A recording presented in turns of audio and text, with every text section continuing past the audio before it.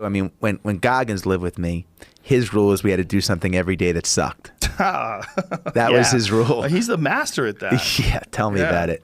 And what did he make you do? Every day sucked. He didn't tell me that we're going to do that 5 times a day. That, you know.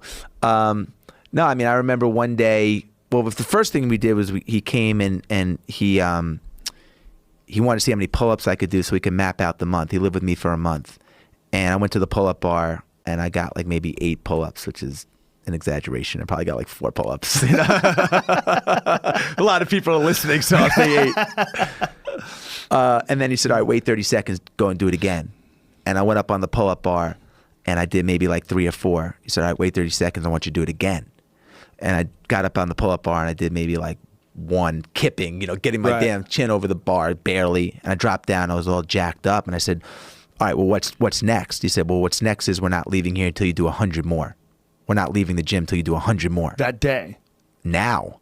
Like right now. Right now. So you had done like, 7. I did like probably 7 or 10, and I was like, man, Goggins, that's impossible.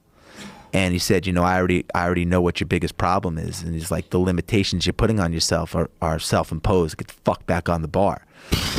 And, you know, Jesus Roger Christ. that, man. And I got up on the bar, and I over the course of an hour or 2, I did them. And that started our journey of like, you're about to go in a place where you've never been, motherfucker, you know? And, you know, we went, I remember one day I was sitting on the couch and in Connecticut where I was living at the time, and on the ticker on the TV, the emergency broadcast system came up.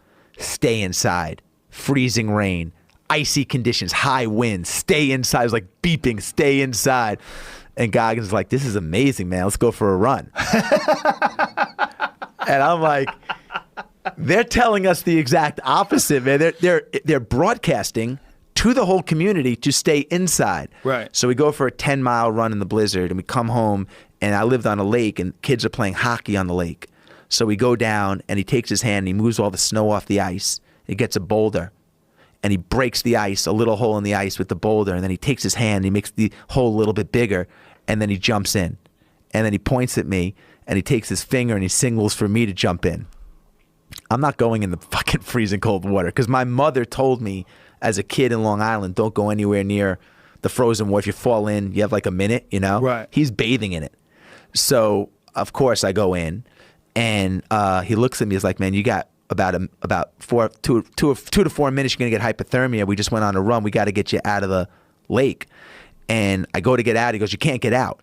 He goes, if your skin touches the ice, it's going to stick to the ice like the kid in Christmas Story, his tongue that sticks to the pole, you know? So he puts my shoes back on my hands and picks my ass up and I put my socks on or whatever, and I bear crawl out of the ice, and I run up, and I see my wife looking out the window as I'm running into the house, and we come in, and she says to Goggins, you know, like, what's the medical benefit of jumping in a frozen lake?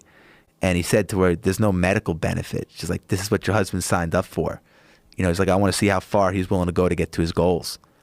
And I was like, fuck, this is going to be some 30 days, man. Jesus.